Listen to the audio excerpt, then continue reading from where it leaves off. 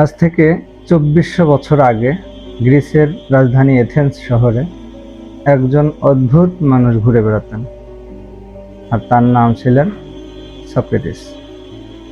ওনাকে পৃথিবীর অন্যতম জ্ঞানী হিসেবে বিবেচিত করা হয়, কিন্তু ওনার একটা বিখ্যাত উক্তি কি জানেন?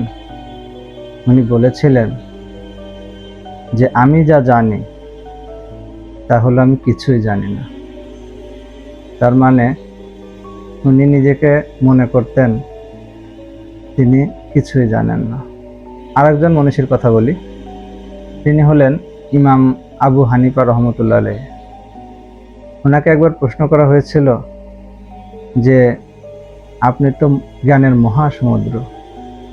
উনি উত্তর দিয়েছিলেন কি জানেন? যে আমার জ্ঞান হলো এক ফোঁটা পানি, আর আমি যা জানি না তা হলো মহাসমুদ্র।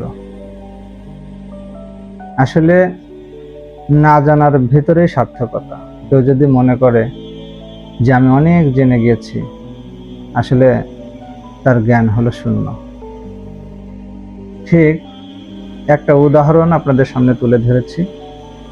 এই যে দুইটা গ্লাস আমার সামনে আছে, একটা গ্লাসে প্রায় পরিপূর্ণ পানি, আর একটা গ্লাস হলো খালি। তো এক্ষেত্রে যদি আমি এই পরিপূর্ণ গ্লাসে আরও কিছু পানি অ্যাড করতে চাই, দেখেন এই পানি এই রকম উপচে পড়ে যাবে, আর কিন্তু ওই পাত্রে পানি দেওয়া যাবে না। কিন্তু এই যে একটা খালি গ্লাস, এই গ্লাসে আমরা কিন্তু যতক্ষণ পর্যন্ত ভরবে না ততক্ষণ পর্যন্ত পানি ঢালতে পারি। উদাহরণটা দেওয়ার কারণ এটাই যে কেউ যদি আমরা মনে করি আমরা জ্ঞানে পরিপূর্ণ, আমি অনেক জ্ঞানী হয়ে গেছি, তাহলে এই মহাবিশ্ব থেকে আর তেমন কিছু নেওয়ার থাকে না, অথবা এই মহাবিশ্ব তাকে নতুন করে কোনো কিছু শেখাতে পারে না। কিন্তু যদি কেউ মনে করে যে না, আমি আসলে কিছুই জানি না, আমার সেরকম কোনো জ্ঞানই নাই, কিন্তু জানার আগ্রহ আছে, তাহলে কিন্তু এই বিশ্ব পরিমণ্ডল থেকে অনেক অনেক অনেক অনেক জ্ঞান, অনেক অনেক তথ্য এই খালি গ্লাসে, অর্থাৎ যে মনে করবে যে আমি আসলে কিছুই জানি না, জানার আগ্রহ আছে, সে কিন্তু তার জ্ঞানে পরিপূর্ণ হওয়া সম্ভব।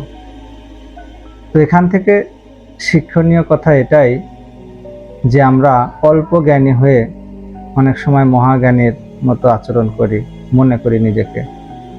কিন্তু প্রকৃত জ্ঞানী তারাই যারা নিজেদেরকে মনে করে যে আসলে আমি এই বিশ্বে জ্ঞানের কাছে শিশু, কিছুই জানি না।